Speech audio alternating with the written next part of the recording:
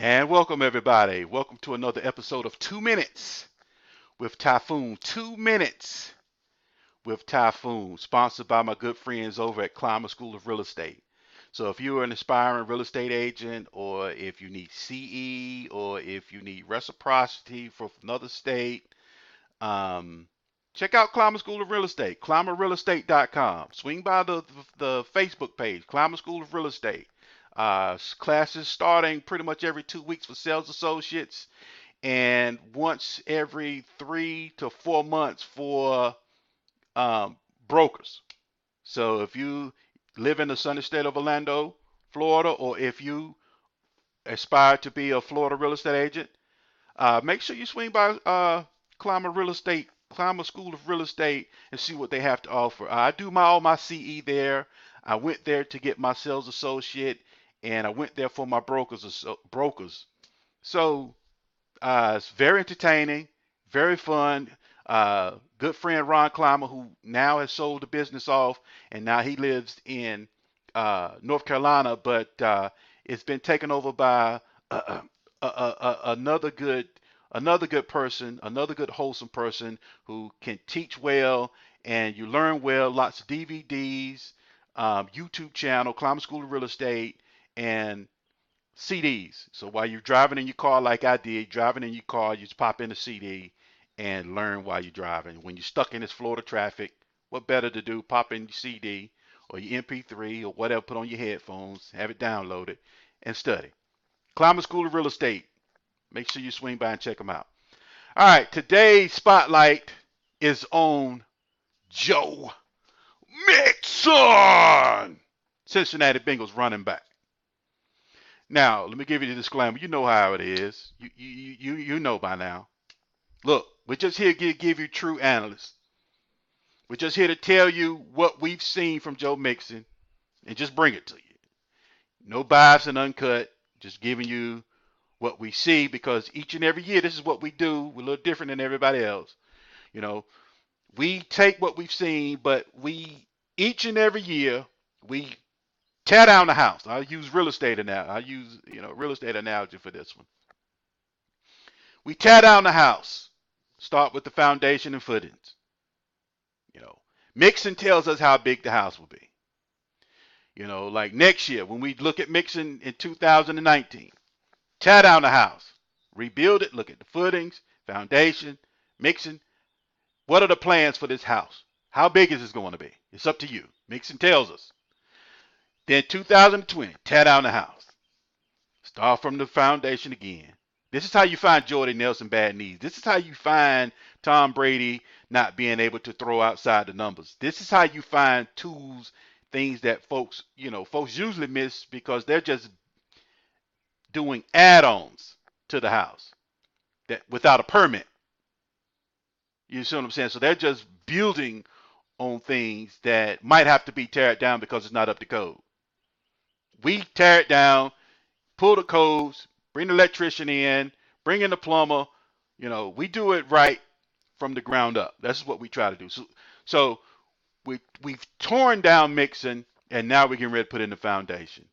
Joe Mixon, he was drafted in the second round, number 16. He's 6'1", 226. We love that. Now, what I want to say about Mixon first. Well, a lot of harp on Mixon was his offensive line. Okay, you got Mixon, Mel Kiper, and Todd McShay, and myself included. Even in the Rashad Penny video, kind of spoke out of school on Mixon. Everybody looked at Mixon like he was going to be this phenom, and I did too. But you got to strip that away now. You got to take all he didn't do it. So this is what we do. I'm just giving you a recommendation of what we do. Each year we tear it down, but when you're scouting college, you're projecting. You have to say, okay, he's doing this in college. This will translate, and this will project to the next level, so you can kind of get a silhouette of what you will see at the NFL level. So you're projecting. But when the player comes to the NFL, you can't project no more. Projecting's over. It should stop.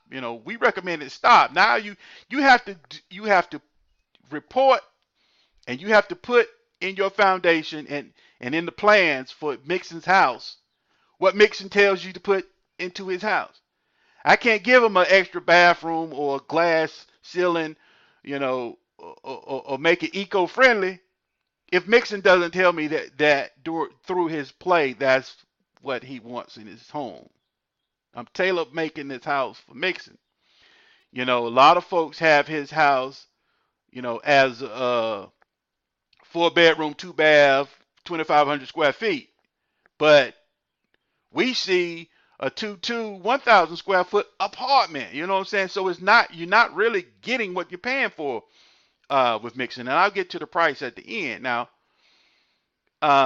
like I said, his offensive line is Russell Bodine, Trey Hopkins, Andre Smith, Clint Bowling, and Cedric O.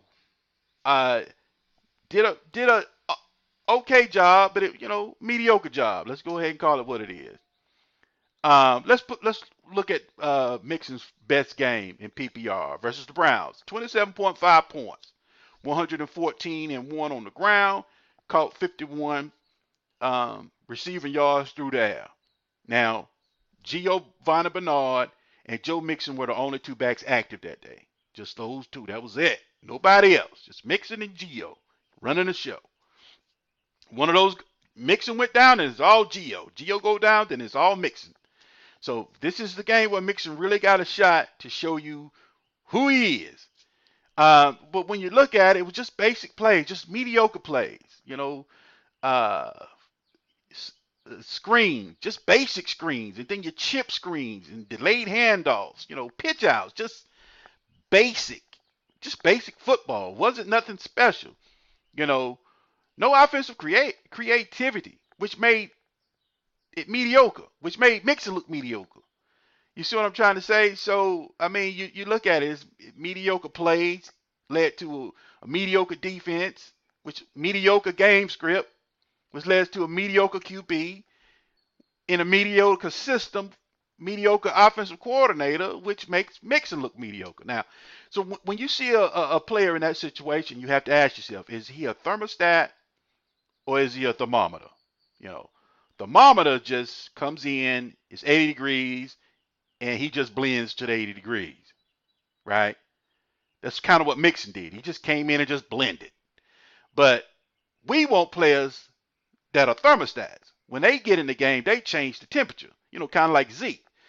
Zeke comes in, boom, 13-3. You see what I'm saying? Leonard Fournette comes in, boom.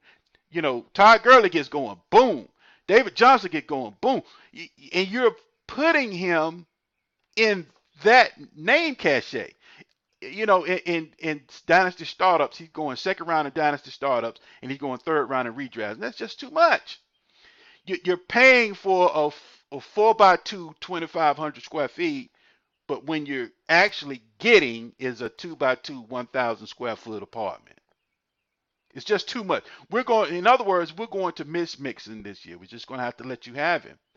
Luckily for you, if you own him or want him, there's enough people that are not high on him. There's enough people that are not high on him, and there's enough people that are high on him to where you guys can come together and have a meeting of the minds. You can get a contract, but we're just not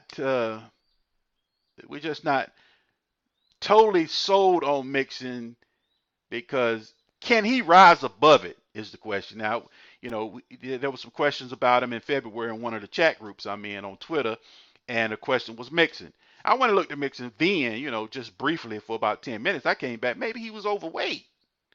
So let's kind of look for and see some news and some rumbles. Let's see if he has any weight change as he reports to OTAs and camps. Let's see if we can see any changes in his off-season eating habits and his weightlifting regimen. Let's see if that can catapult him. I'm trying to find something here, because I can't give it to him. I can't just say, okay, Mixon, yeah, you're a stud, when he showed me mediocre play. He's getting tackled too much in the open field. Some of those screens and chip screens, he's one-on-one. Mix, this is NFL now. One-on-one, you got to make that guy miss. Now, there was one game he did the dead leg and went over here, this and that, and made the play happen. But more times than not, I can't say all. More times than not, he was tackled in the open field. Mix, you got to eat. You got to eat in the open field. That's what separates the men from the boys. So you know, we're going to bypass Mixon for the 2018 season because he's going he's going too high for who he is. Not that we don't like Mixon or that we won't buy Mixon or that we won't invest in Mixon. Mixon right now is just not a wise investment. And your dynasty league is like a portfolio. You want to buy rising assets and you want to discard declining assets. That's simple. We don't see Mixon as a rising asset. He's holding right now. So you kind of want to sit back and just watch. I mean, because of what you're going to pay, you can pay later. So why pay now and lose when you can hold and wait? Now, if he really proves and shows himself worthy, then pay. At least you know what you're getting. Right now, you really don't know what you're getting, and we're not investing in Mixon.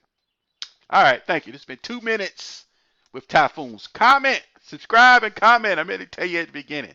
Subscribe and comment. We gone.